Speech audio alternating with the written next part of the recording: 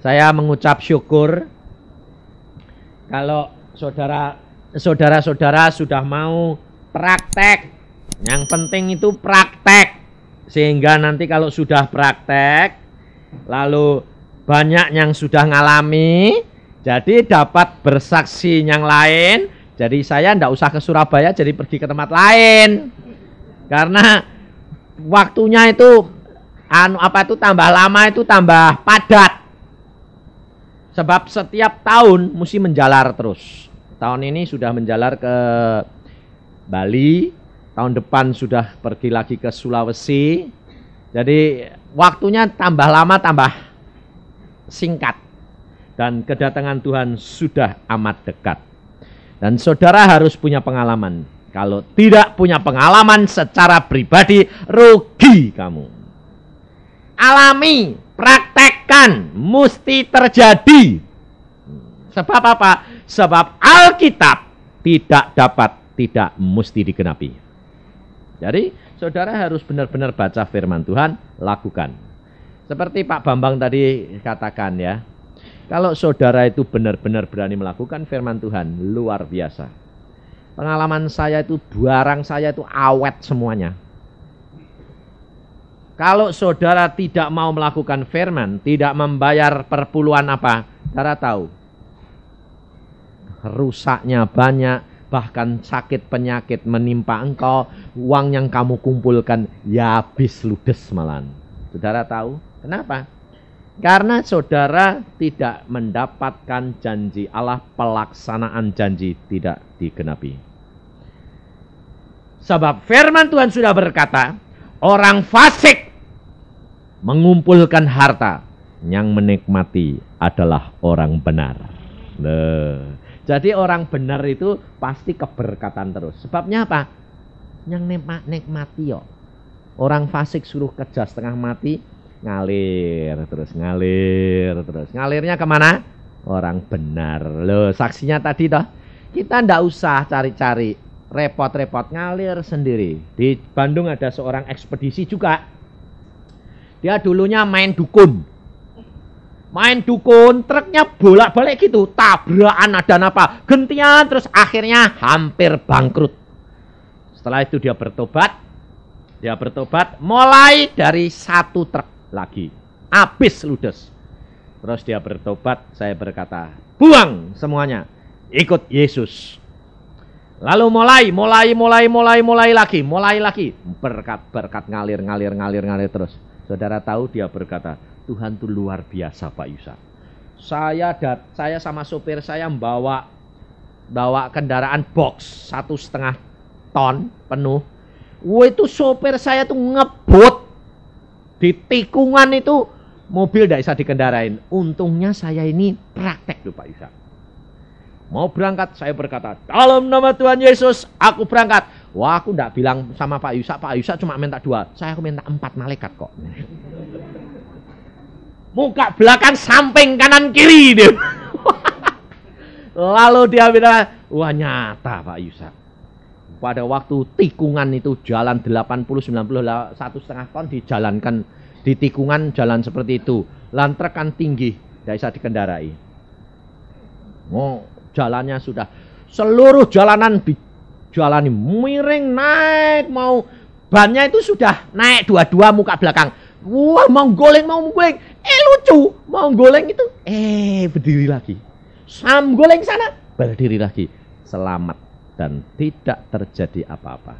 Ya beda. Terus sopirnya dikasih tahu. Percaya Yesus segala perkara jadi. Nah, dia lalu sopirnya bilang, mujizat ya. Nah, ini loh saudara. Maka kalau engkau tidak belajar firman dan tidak mempraktekkan, rugi. Ngerti enggak? Tapi kerap kali kayak ibu tadi, apa iya toh? Loh, ya dah. Karena apa? Belum ngalami. Kalau sudah ngalami gitu enggak pernah belajar, enggak pernah lupa sembahyang, betul enggak? Sebab apa? Sudah ngalami. Hidup kekristenan itu adalah pengalaman pribadi dengan Yesus. Pada malam hari ini ada satu perkara yang harus saudara masukkan dalam cara berpikirmu. Saudara ini Dari dunia atau dari angkasa luar? Loh ini saya tanya ini tidak main-main loh, sungguhan loh, jangan kira saya ini main-main. Saudara ini dari dunia atau dari luar? Dari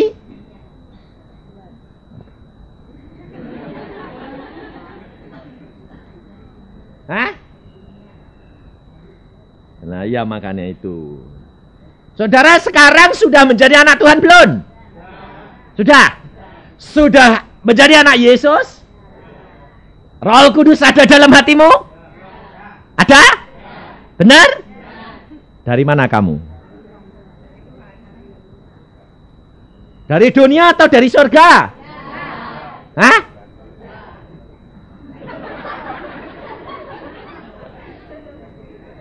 Banyak orang Kristen kalau enggak ngerti itu tandanya enggak tahu baca Alkitab. Ya dah. Ayo baca di dalam Yohanes pasal 17. Doa Yesus. Jadi saudara tahu bahwa Tuhanmu Yesus itu adalah Tuhan yang luar biasa. Maka dari itu kita harus mengenal Dia secara pribadi. Jangan melekat kepada hamba Tuhan, jangan melekat kepada manusia, tetapi melekat kepada Yesus. Saya hanya sebagai perantara untuk menuntun saudara membawa kepada Yesus. Tetapi praktekkan Alkitab, saudara akan luar biasa. Di dalam Yohanes pasal yang ke-17, ayat 14, atau 13 mulai. Ayat 13, tetapi sekarang aku datang kepadamu, Bapa. Nah, di imunya ini Allah Bapa. Yesus berdoa ini. Aku mengatakan semuanya ini sementara aku masih ada di dalam dunia, supaya penuhlah sukacitaku di dalam diri mereka. Aku telah memberikan firman-Mu kepada mereka, dan dunia membenci mereka karena mereka bukan dari dunia, sama seperti aku bukan dari dunia. Saudara dari mana?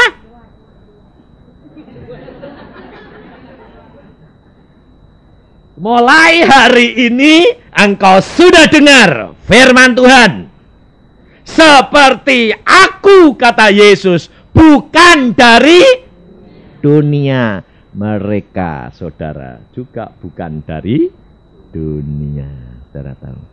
Tapi orang lain berkata kepada saya begini, ya Pak Yusa, itu kan Tuhan Yesus ngomong sama murid-muridnya, untuk murid-muridnya rasul-rasul, bukan untuk kita, betul enggak? Hah? Tidak. Ayat 21 ngomong jelas. Ayat 20 saja mulai. Dan bukan untuk mereka ini saja aku berdoa, tetapi juga untuk orang-orang yang percaya kepadaku oleh pemberitaan mereka, supaya mereka semua menjadi satu, sama seperti engkau ya Bapa di dalam aku dan aku di dalam engkau, agar mereka juga di dalam kita, supaya dunia percaya bahwa engkaulah yang mengutus aku. Saudara tahu? Jadi saudara termasuk sama dengan rasul-rasul. Jadi kalau ditanya, kamu dari mana? Dari dunia atau dari luar dunia? Dari luar. Engkau dari surga asalnya. Kenapa? Sebab Yesus sudah berkata, barang siapa percaya kepadanya, ia sudah dipindahkan daripada kematian kepada kehidupan. Di dalam dunia ini semuanya akan lenyap, semuanya akan hilang, semuanya akan binasa. Tetapi hanya orang-orang yang percaya Yesus, dia ada kehidupan. Dan ini yang akan sampai ke dalam kerajaan surga. Saudara tahu. Dan ini dikuatkan sendiri oleh seorang yang turut Kuan Im. Dia bertanya kepada dewanya.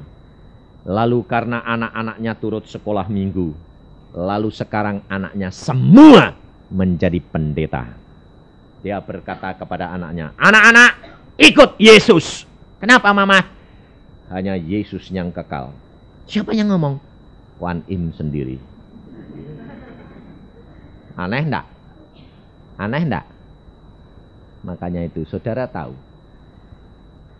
Tidak ada barang yang mustahil. Setan pun bersaksi. Ada enggak setan bersaksi di dalam Alkitab? Ada di dalam kitab Ayub. Pasal 1, setan sendiri berkata kepada Allah, aku tidak dapat menjamah Ayub karena engkau bentengi Ayub. Coba angkat, maka aku akan jamah dia. Loh, saudara tahu? Jikalau engkau hidup dengan Allah, Allah menjadi bentengmu. Tidak seorang pun boleh menjamah engkau. Hidup kekristenan adalah hidup yang nyata. Mempraktekkan bahwa hidup dengan Yesus adalah segala-galanya. Yesus bisa disakiti enggak? Yesus bisa disakiti enggak? Bisa. Dia bisa merasa sakit enggak? Tapi dia tidak bisa kena penyakit. Ngerti maksud saya? Yesus bisa disakiti pada waktu dia dicambuk, pada waktu dia dipaku, sakit. Dia menderita sakit. Tetapi Yesus tidak kena penyakit. Ngerti? Aneh dah. Ini hidup kekristenan. Tidak ada sesuatu baksil, sesuatu penyakit kanker, sesuatu penyakit bisa menempel kepadamu kalau engkau hidup dengan Yesus. Luar biasa. Semua akan luluh dengan sendirinya. Saudara tahu, saya itu dulu waktu kecil mempunyai suatu kelainan. Karena apa? Karena memelihara sapi. Jadi kacung sapi. Tidak pernah pakai sepatu. Selalu kaki saya ini terendam di dalam kotoran sapi. Kuku saya ini hancur semuanya. Rusak semuanya, busuk semuanya. Saudara tahu, bertahun-tahun saya sampai ke dokter mana, tidak bisa, dokter bilang ini dari dalam sudah rusak. Tapi sejak saya ikut Yesus, saya berkata, Tuhan, engkau sanggup melakukan. Terjadi penyembuhan demi penyembuhan, semuanya kembali sempurna. Saudara tahu, Allah yang membersihkan. Siapa yang membersihkan? Firman. Firman air hidup ini yang akan membersihkan semua kotoran. Meskipun di dalam proses dan bukan sekaligus. Kenapa? Sebab manusia kalau sekaligus dia akan sombong. Jadi diproses Tuhan sedikit demi sedikit. Untuk supaya tahu bahwa makin lama harus makin dekat Yesus. Karena Yesus sendiri sudah berdoa kepada Allah Bapaknya. Dia mengatakan supaya saudara dan saya menjadi satu dengan Dia dan menjadi sempurna. Ini loh saudara. Tidak ada seorang pun yang mengasihi kita lebih daripada Yesus. Yesus demikian sayang kepada kita. Dia rela. Dia memberikan segala-galanya pada waktu dia di dalam dunia. Saudara perhatikan. Kenapa Yesus tidak menantikan nanti saja di surga? Segala kuasa sudah ada di dalam tanganku. Dia malah menjanjikan kepada saudara. Kenapa Yesus berdoa untuk saudara dan saya selama di dalam dunia? Kamu tahu rahasianya?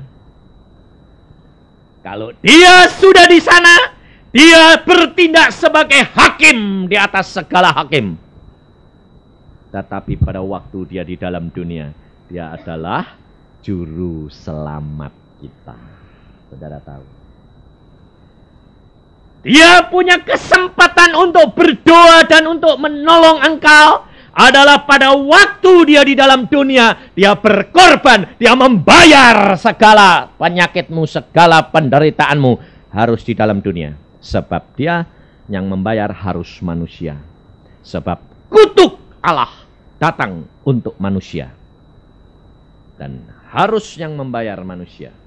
Dan maka Yesus di dalam dunia, dia membayar segala-galanya untuk saudara.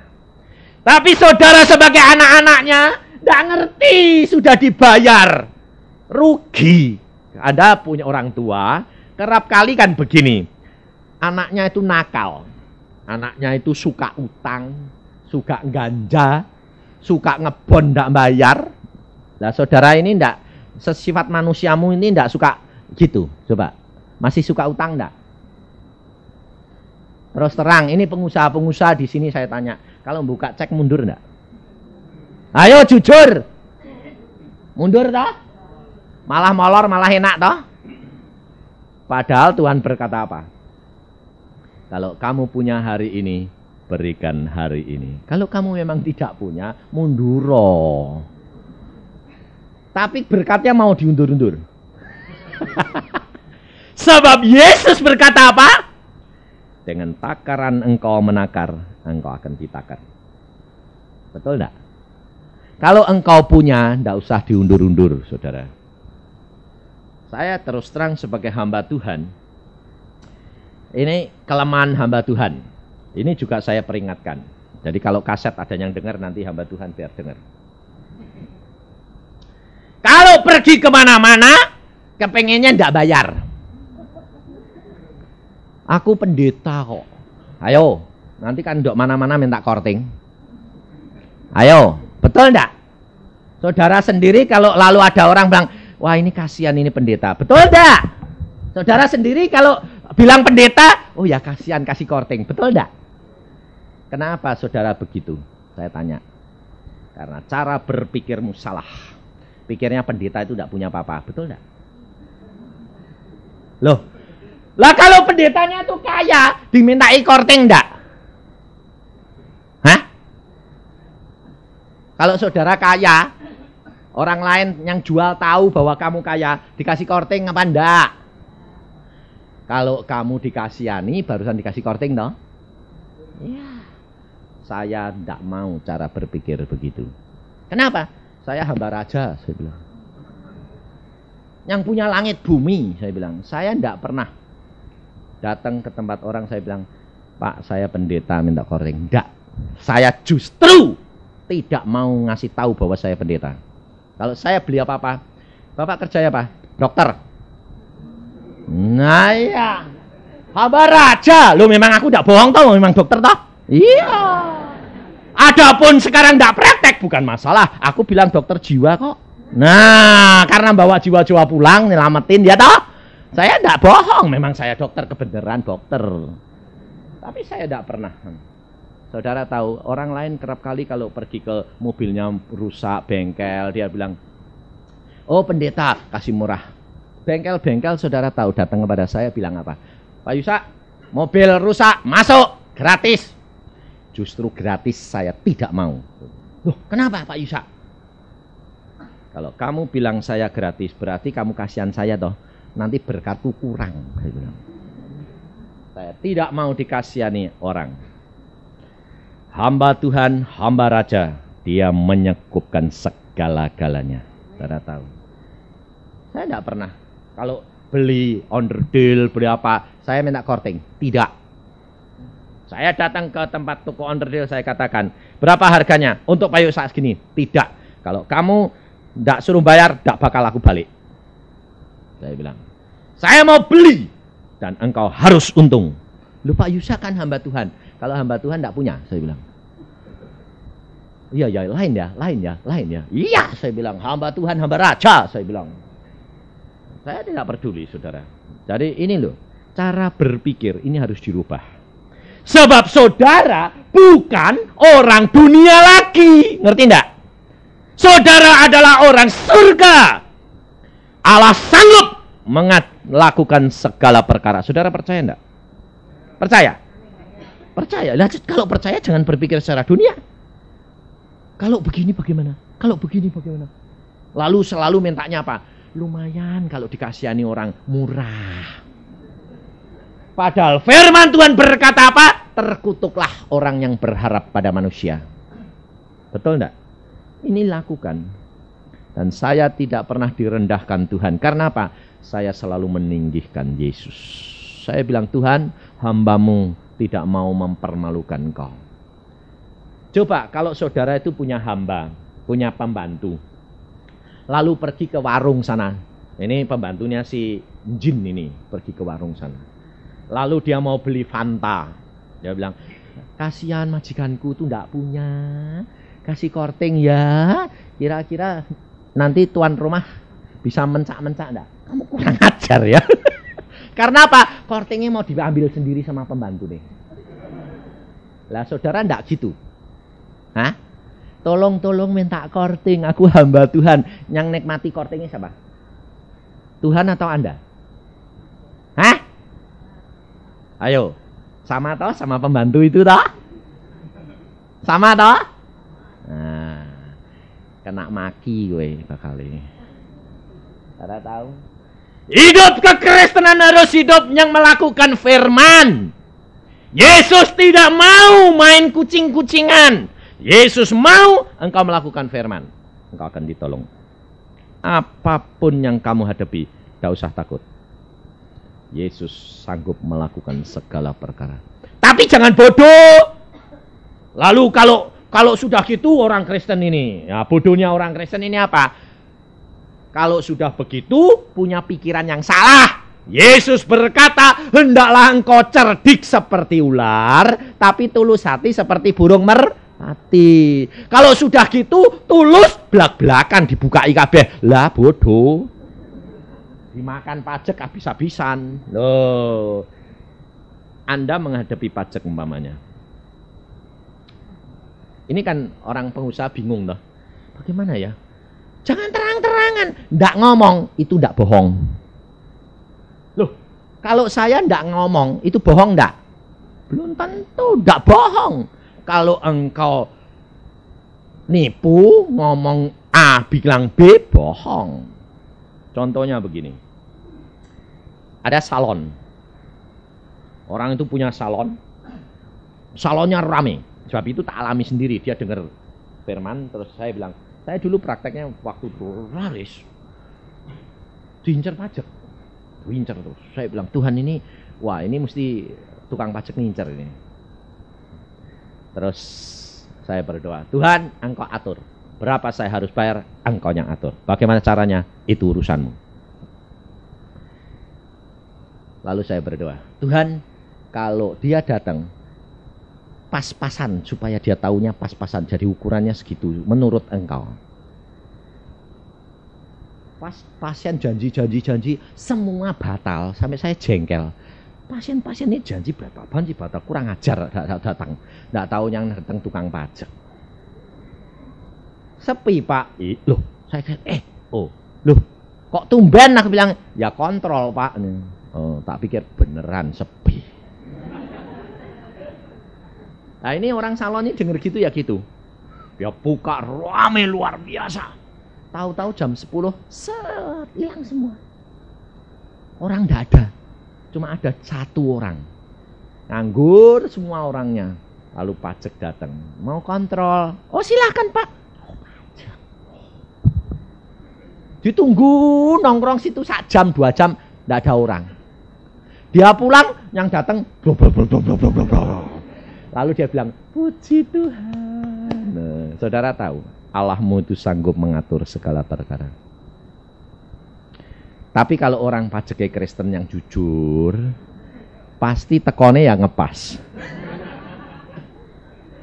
Ini pengalaman pengusaha juga gitu. Loh Tuhan, pas rame kok pajak tekonnya piye? Wah, ternyata dia bilang, bagaimana Pak ini? Oh jangan khawatir, aku anak Tuhan juga kok. Saya tidak akan cari-cari, saya sebagaimana adanya saja kita. Yang bagian pemerintah kita bayar, yang bagian Tuhan kita kembalikan ke Tuhan. Tuhan itu ngatur semuanya rapi, saudara tahu. Engkau harus punya percaya. Cara berpikirmu harus diubahkan cara berpikirnya Tuhan. Jangan khawatir menghadapi segala perkara. Kemarin saya kan sama Samudi, sama Im, sama Anu. Naik mobilnya salah jalan. Ditangkap polisi. Balik, polisinya. Minggir. Lalu dia bilang, wah kena. Saya bilang apa? Santai. Kenapa? Pusing. Kalau tidak harus bayar, tidak bayar. Saya kalem, saya Samudinya buka pintu. Bapak tahu itu salah jalan? Oh ya Pak, maafkan. Saya bilang, kita barusan pulang dari kebaktian Pak. Nggak tahu jalan, apalagi saya orang luar kota. Saya berkata dalam hati, dalam nama Yesus, lakukan yang terbaik. Ya lihat nomor rebues. Lain kali jangan ya Pak, ini lo balik, bayar hak sen enggak. Saudara tahu, hadapi segala perkara itu jangan panik. Karena Allahmu yang beserta engkau. Tak usah takut. Istri saya pergi didatengin 2 orang. Pintu digebor. Masuk pembantunya baru lagi. Setiap tamu dimasukin lagi. Wah, masuk duduk jeglek. Istri saya keluar. Minta duit. Orang baru keluar dari penjara. Kami tidak punya pekerjaan, saya barusan keluar dari penjara, dihukum berapa tahun lebih. Lalu sekarang saya minta sangu. Istri saya berdoa bilang, Tuhan apa yang katakan? Istri saya cuma ngomong gini, Bapak dari penjara mana? Bance. Oh ya, Bapak minta sangu buat apa Pak? Terus dia lihat-lihat, ibu ini orang Kristen ya? Iya. Ibu ini yang dulu bawa makanan Natal di Bance ya? Iya. Maaf ya Bu, minta makan saja saya. Saudara tahu? Allah sanggup melakukan segala perkara. Padahal sudah 1-2 tahun yang lalu.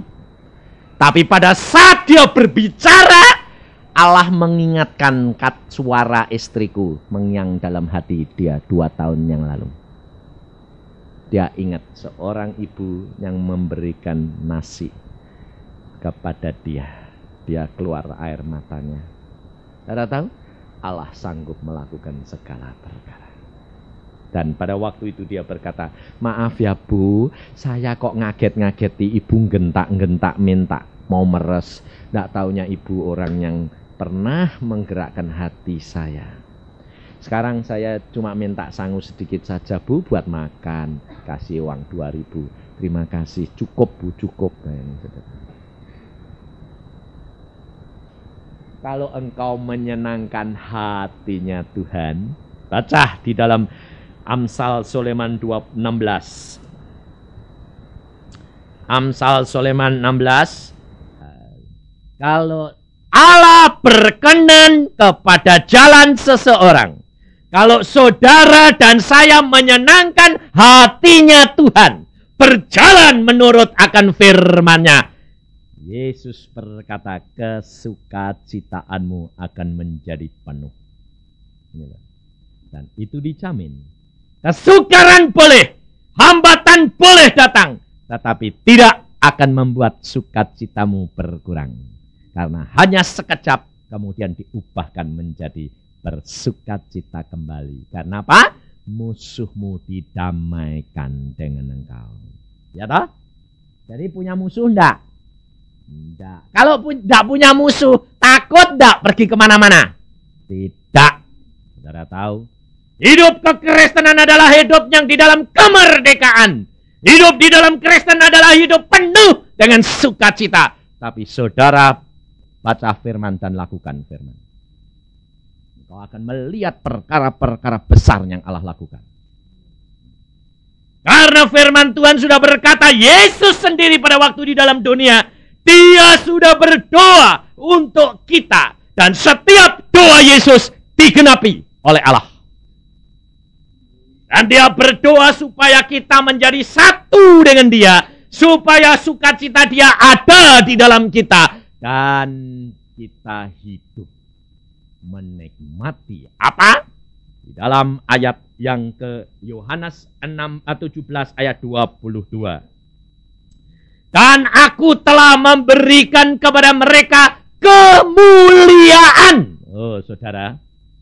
Aku telah memberikan kepada mereka kemuliaan yang engkau berikan kepadaku. Supaya mereka menjadi satu. Sama seperti kita adalah satu. Aku di dalam mereka dan engkau di dalam aku. Supaya mereka sempurna menjadi satu.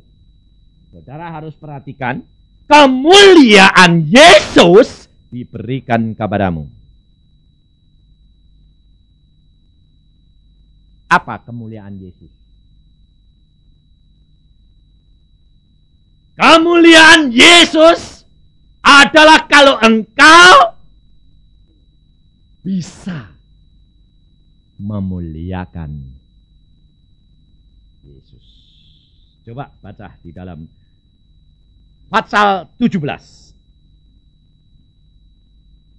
Ayat yang pertama.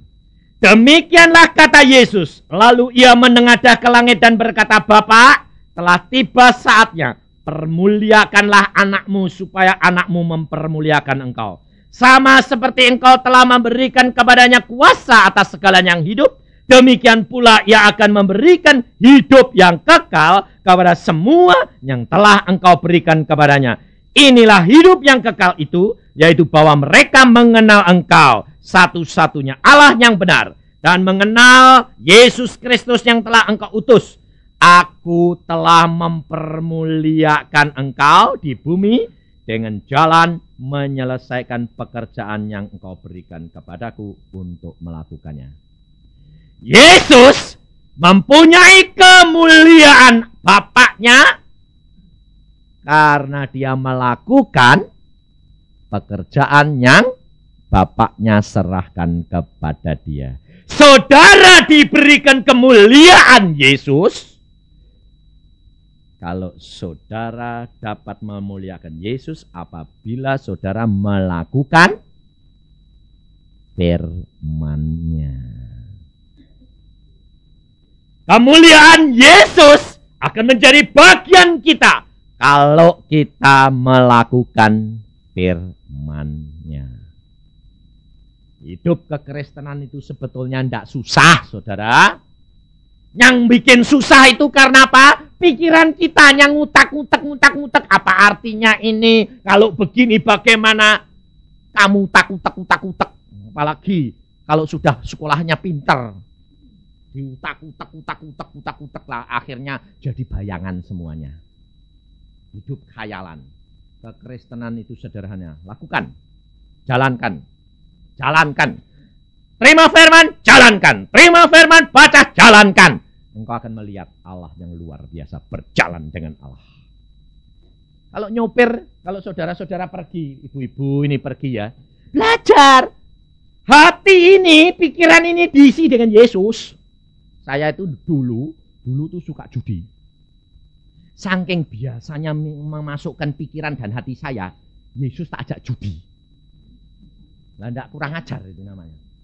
Akhirnya saya dimarahi Tuhan. Dia berkata begini, kamu ini kok kurang ajar sih? Aku tidak suka judi.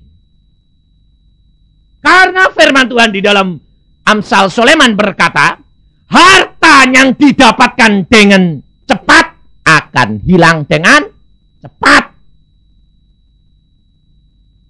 Tetapi harta yang didapatkan dengan keringat itu akan bertambah-tambah dengan penuh sukacita. Dan Tuhan cara memberkatinya itu tidak dapat lotre. Karena apa? Karena Tuhan itu tidak suka, saudara tahu.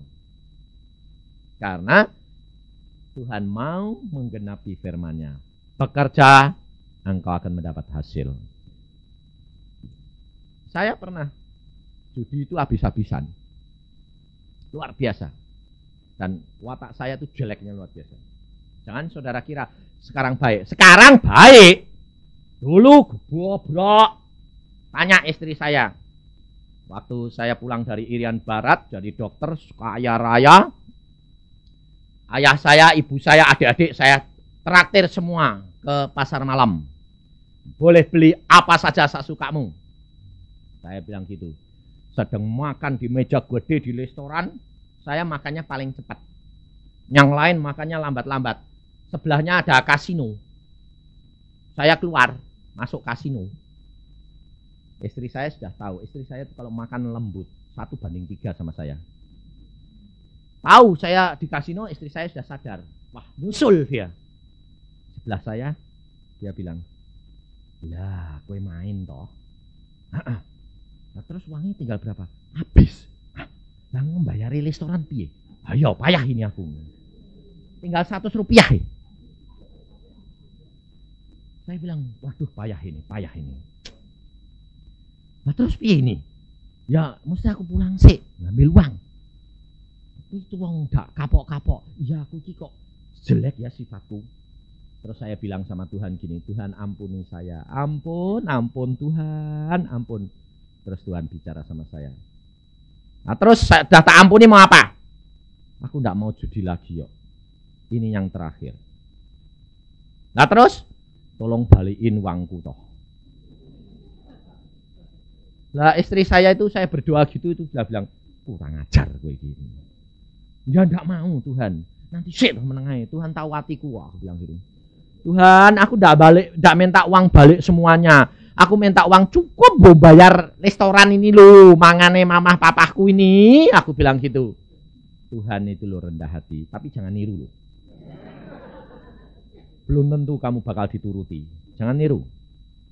Lalu pada waktu itu saya diam saja. Istri saya takut sama saya. Saya bilang, diam. Belum jadi hamba Tuhan kayak gini. Sekarang sih saya tidak pernah. Saya ngomong bilang, diam. Istri saya sudah ribut. Nanti air matanya turun semua. Tapi sekarang tidak pernah. Lalu saya berdoa, Tuhan, ampun sungguh saya mau berjanji dan saya memang cabut. Roh judi cabut. Saya bilang, ini dalam nama Tuhan Yesus cabut. Setelah saya berjanji sungguh-sungguh sama Tuhan dan Tuhan bilang, oke, aku tolong, tetapi hanya sampai kamu bayar restoran. Iya, saya bilang. Bayangin, dia ngomong, saudara. Pasangan nomor 10.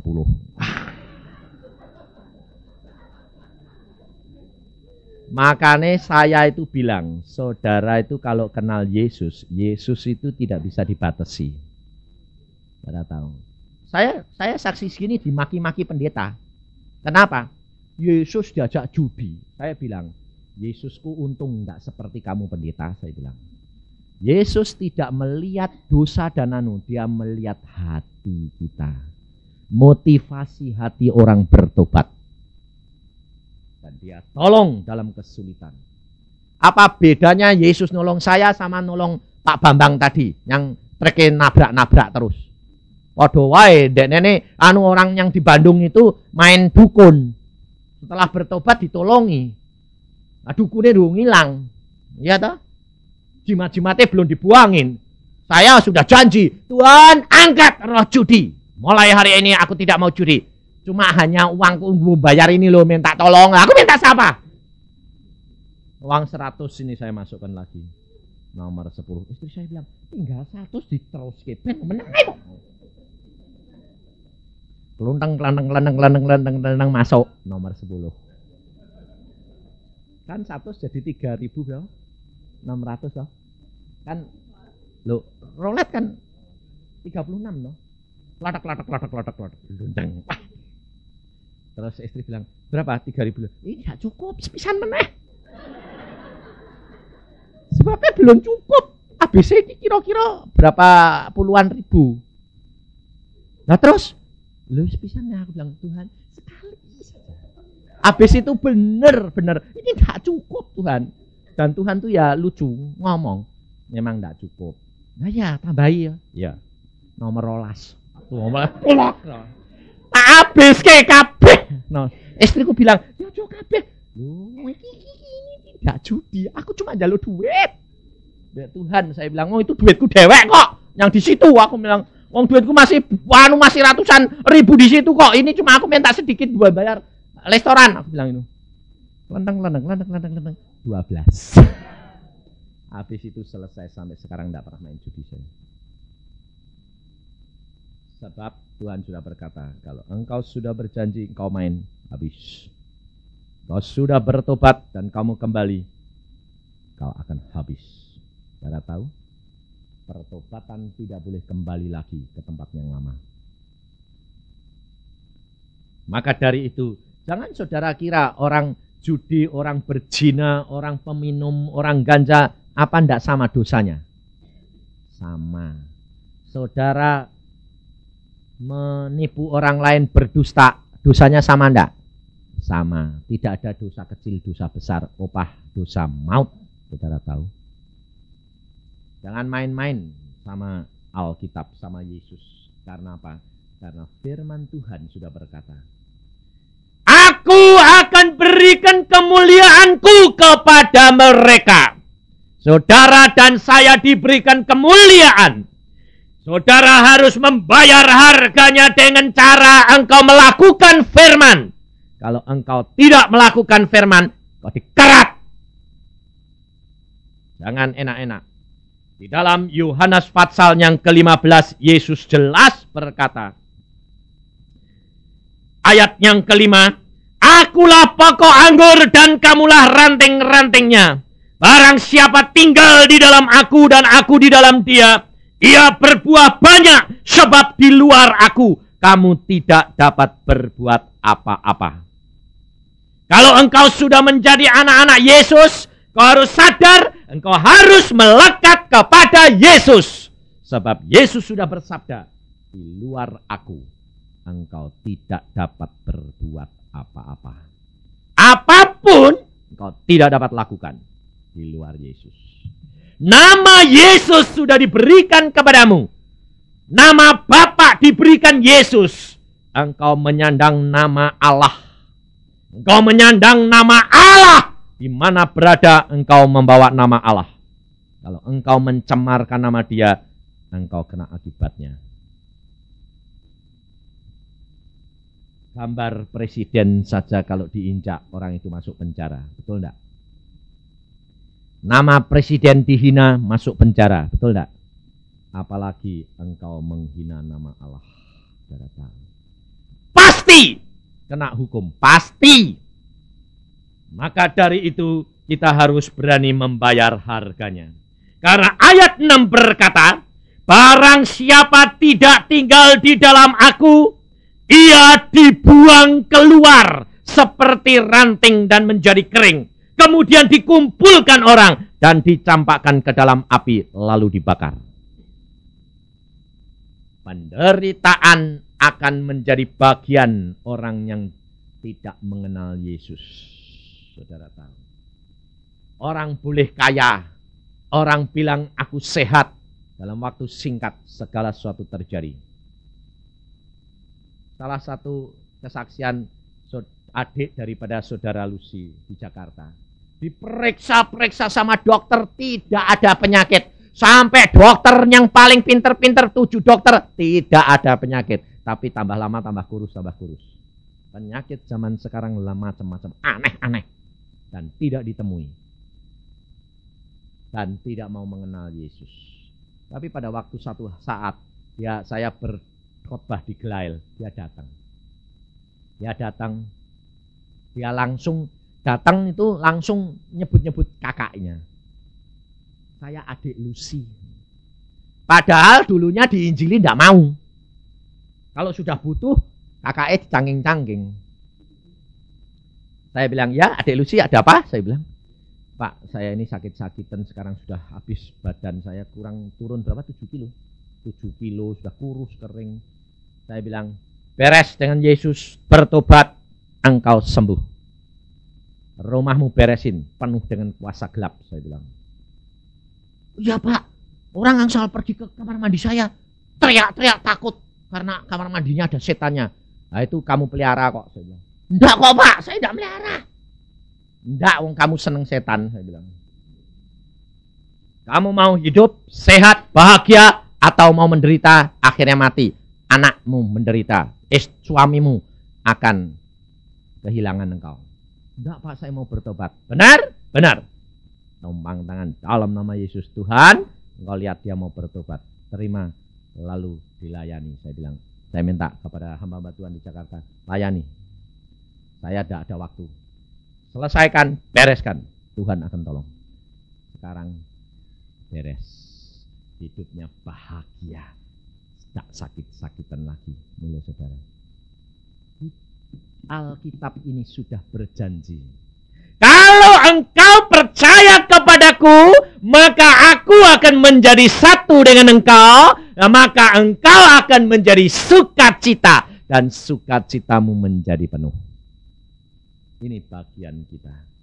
Tetapi rubah cara berpikirmu dulu. Cara berpikir kita harus selalu Yesus. Hati kita selalu Yesus.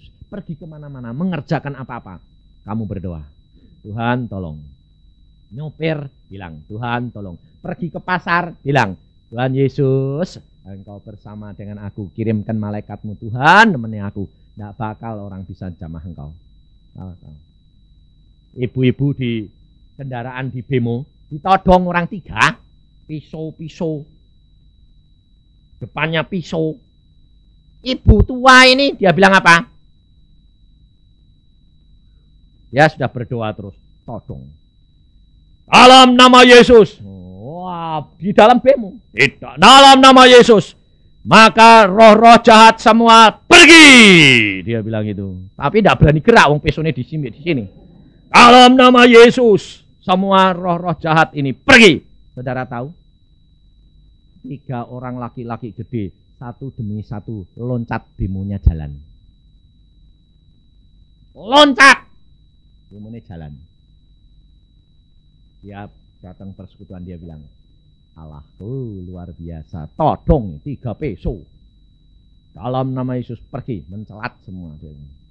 Karena apa? Mungkin penjahat itu lihat, oh ibu ini berubah rupa mestinya.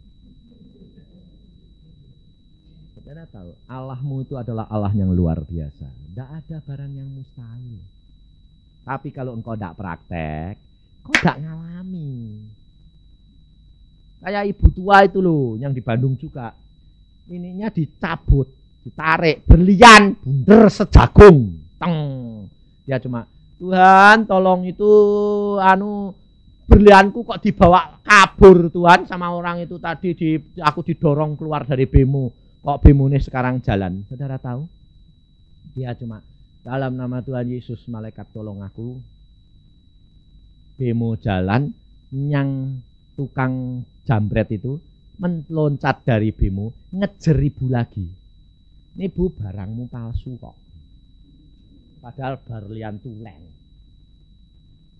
Ngejer lagi bilang, ini bu barangmu tak balikin. Gak bagus gini kok. Saudara tahu? Allah sanggup melakukan segala perkara. Tapi bayar harganya. Lakukan firman. Kemuliaan Yesus ada di dalam kamu. Setan tidak berani jamah Anda. Kenapa? Karena ada kemuliaan Allah. Amin. Mari kita berdoa.